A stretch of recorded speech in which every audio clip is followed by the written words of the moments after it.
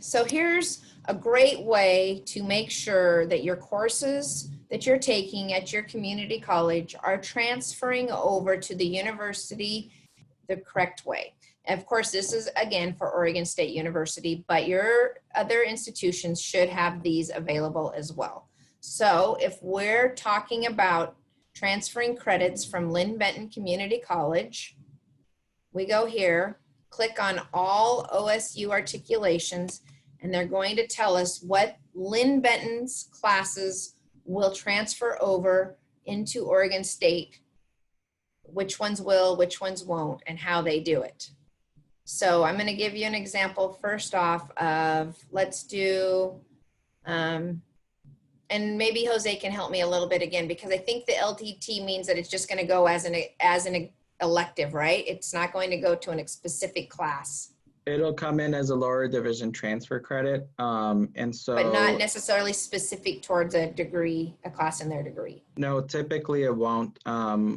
It won't unless it has a designated course number that's not LDT. Right.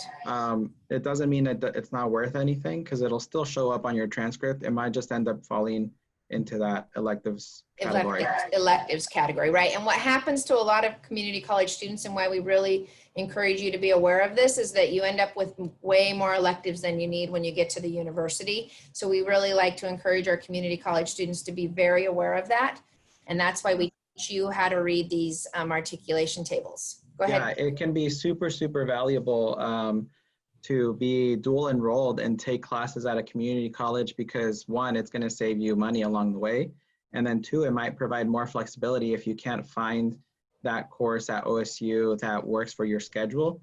Or if you're thinking about taking it online while you're, at home over the summer, or even during the school year, if it's something that's more flexible for your schedule.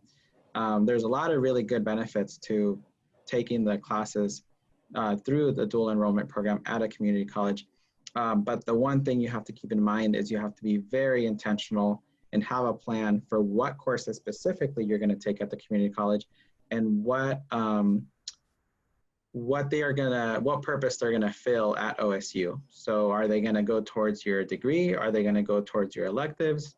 Are they going to comply with maybe a prerequisite that you're trying to get to continue, whether it be your back core or your major, your minor, or if you're trying to achieve an associates of transfer, you can even do that as a dual enrolled student. You can work on your associates of transfer, which would take care of the back core requirement, and then you wouldn't have to worry about OSU specific back core requirements. So just for an example, if you're a business student and you're going to Lynn Benton Community College, the BAs start with the business classes. So if you signed up for BA 101A at Lynn Benton, because this is the column for Lynn Benton right here, and you wanted to know what it would count towards at Oregon State, is it doesn't have a specific class that it takes the place of. It is going to be a lower division transfer course, and that's it.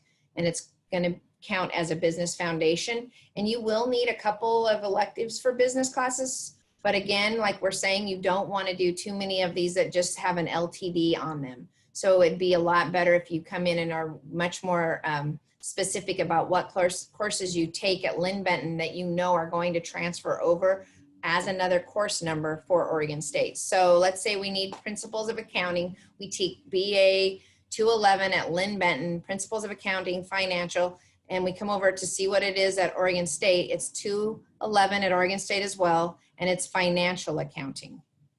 Yeah, so that's something that you should really keep an eye on. Sometimes they'll have the same course numbers. So like BA 211 at Lynn Benton is also BA 211 at OSU.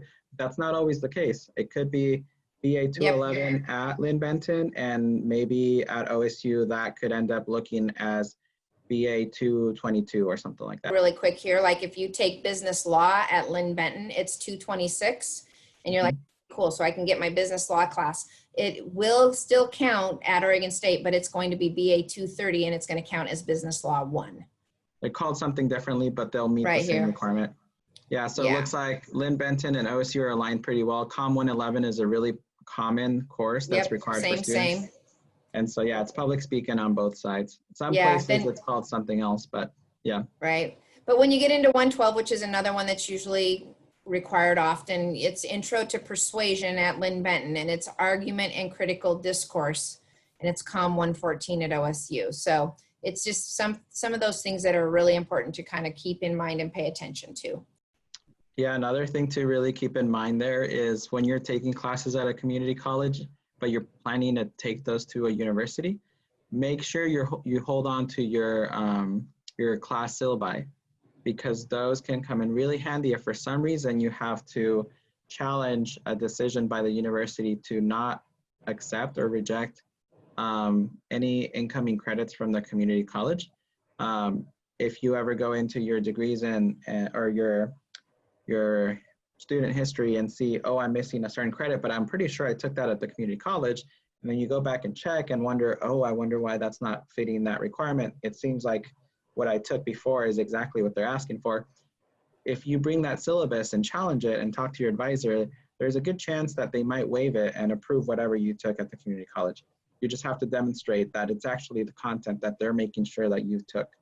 I can say that from experience. I had to do that while I was in undergrad and college, and I took a class from Chemeketa Community College and went to Western, and it was supposed to fulfill one of my writing requirements, and Western was saying, no, it's just an elective. And I said, I specifically took it to meet that requirement, and they told me it would. And so then I showed them the syllabus, and yep, they said it met their requirements because it covered the content that they expected. So, but the good thing was I had that syllabus. Had I not had it, I might have had to retake that class and pay for that again at the university. Yeah. All right, so that's an articulation table, and it goes clear through. I mean, it's just forever and a million years long. You got history, horticulture. I mean, it just keeps going. And you can find all the courses at Lynn Benton and how they transfer over to Oregon State. And the cool thing is if you're not at Lynn Benton and Oregon State, it's, let's see if I can get it to go back. Yeah, there's all these articulation tables between even Hawaii. I mean, if you want to go to school in Hawaii at community college, that doesn't sound too bad to me about now. They still have an articulation table and agreements with all of these colleges listed here. So they've been through the course schedules through these colleges, and then they've chosen what those classes can transfer over to at Oregon State.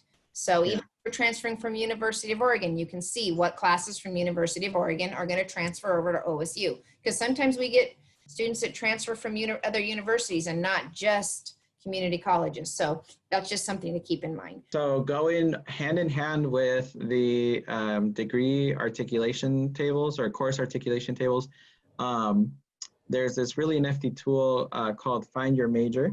And if you're just wondering, oh, I don't know what classes I should be taking at the community college to transfer, or even just at the university itself, I want to know what classes I should be taking so that I get closer and closer to finishing my degree. Well, OSU and most colleges have pretty useful pages on their website that will help you do that. And here is what OSU's looks like. They've broken it down by major or by degree.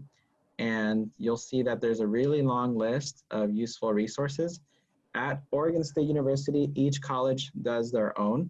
So don't expect them all to look the same. You're gonna find that they use different formats or styles for their, to show how they display their information. But I'm gonna show you the College of Forestry. When you click on details, it'll take you to a page that will just give you a lot of really useful information. But one thing I'm gonna advise you to look for is the degree requirements. And I'm actually having a hard time finding that. Like I said, not all the pages look the same, so you might have to navigate around. You'll notice they have a suggested four-year plan. This doesn't mean that this should be your plan. It doesn't have to look exactly like this for you, especially if you're coming from a community college or you're gonna be dual enrolled. It might not look exactly the same as this, but you'll notice that these are the classes that you would eventually have to complete to get the degree. So you can start looking, for example, Math 111. Do I have that covered? Yes or no? Do I want to take that in the fall, the winter, the spring? Communications 111 also. And so you can look at this list and from there start to pull which ones you're going to want to take. And keep in mind, some of those courses are only offered during certain parts of the year. So don't expect that every single course is going to be available all year long. Some of those you'll have to keep an eye on and strategically make sure that you take them on at the time that they're offered so that you don't have to wait a full year before they're offered again.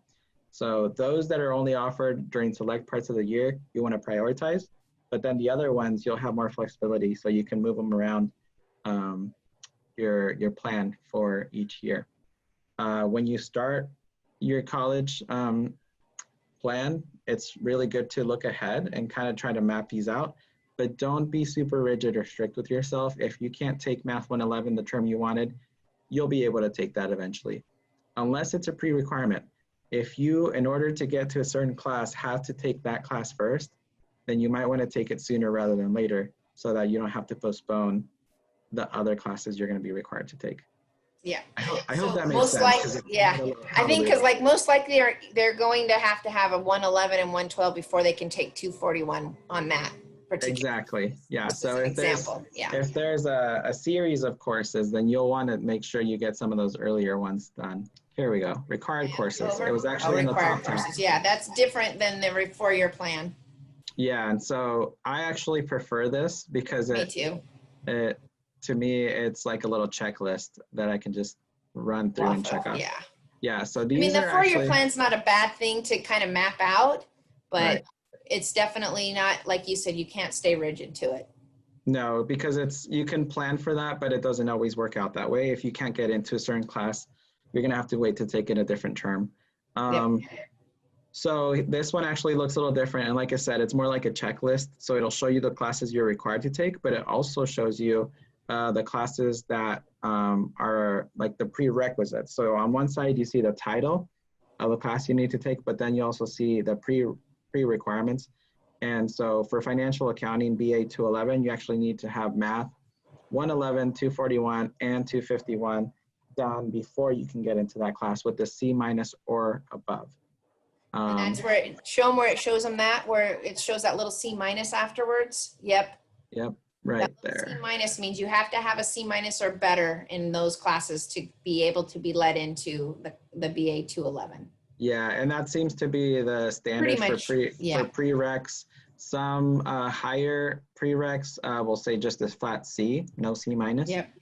So keep that in mind. That's why it's actually pretty important. If you don't feel confident about being able to pass the class and you're about 3 weeks in, then you might want to look at potentially dropping or postponing the course. Or getting a bunch of tutoring help. That's also an option. Or really, really working hard to raise that grade before the end of the term. Is another option.